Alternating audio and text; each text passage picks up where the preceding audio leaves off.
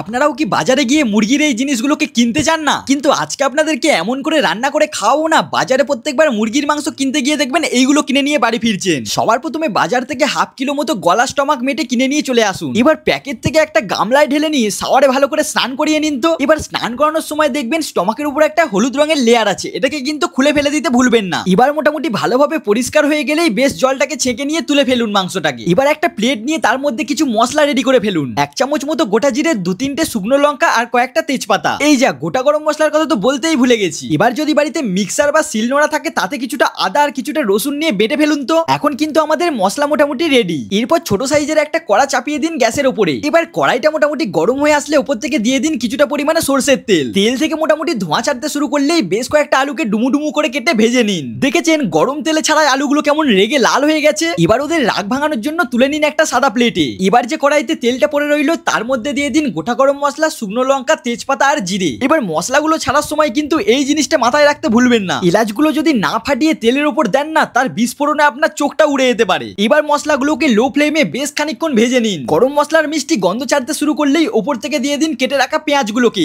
এই সময় চাইলে বেশ কয়েকটা কাঁচা লঙ্কা উপর থেকে ছড়িয়ে দিতে পারেন, তবে হ্যাঁ, এটা কিন্তু সম্পূর্ণ আপনার ব্যক্তিগত ব্যাপার। এবার পেঁয়াজগুলো হালকা নাড়াচাড়া করতেই দেখবেন যখন লাল হয়ে আসছে তখন উপর থেকে দিয়ে দিন কেটে রাখা টমেটো কুচিগুলোকে। এরপর গ্যাসের ফ্লেমটাকে লো করে ততক্ষণ পর্যন্ত নাড়াচাড়া করুন যতক্ষণ না টমেটো থেকে জল ছাড়ছে। এবার সুপুষ্ট টমেটোগুলো নেতিয়ে ন হয়ে আসলেই উপর থেকে দিয়ে দিন গলা স্টমাক মেটেগুলোকে। ওদিকে যে আদা রসুন পেস্ট করে রেখেছিলেন সেটাও এখন দিয়ে দিন। এরপর গ্যাসের ফ্লেমটা হাই রেখে বেশ খানিকক্ষণ নাড়াচাড়া করুন আর উপর থেকে দিয়ে দিন পরিমাণ মতো লবণ, লঙ্কা গুঁড়ো, হলুদ আর জিরে গুঁড়ো। লঙ্কা গুঁড়োটা কিন্তু আপনি কাশ্মীরি লঙ্কা গুঁড়ো ইউজ করতে পারেন, এতে কিন্তু ভালো কালার আসবে। মশলাগুলো দেওয়ার পর কিন্তু ভালোভাবে নাড়াচাড়া করে মিশিয়ে নেবেন। এবার গ্যাসের ফ্লেমটাকে লো করে দিন আর একটা ঢাকনা চাপিয়ে দিন মাংসের উপরে। 15 মিনিট পর ঢাকনা খুলে দেখুন মাংস মোটামুটি সিদ্ধ হয়ে গেছে। এবার হালকা একটু গরম জল দিয়ে বেশ খানিকক্ষণ ধরে কষতে থাকুন। ওদিকে যে ভেজে রাখা আলুগুলো ছিল সেগুলোকেও এখন দিয়ে দিন। মোটামুটি 10 মিনিট মতো কষালাই দেখতে পাবেন পাশ দিয়ে তেল ছেড়ে এসছে আর এমন গন্ধ বেরোবে না, পাশের বাড়ি থেকে কিন্তু বৌদি বাটি নিয়েও চলে আসতে পারে। এরপর ভাত দিয়ে খাওয়ার জন্য একটু গ্রেভি রেখে ওপর থেকে দিয়ে দিন শাহী গরম মশলা। মাংস বা যে কোনো তরকারিতে শেষ বাজিমাত করার জন্য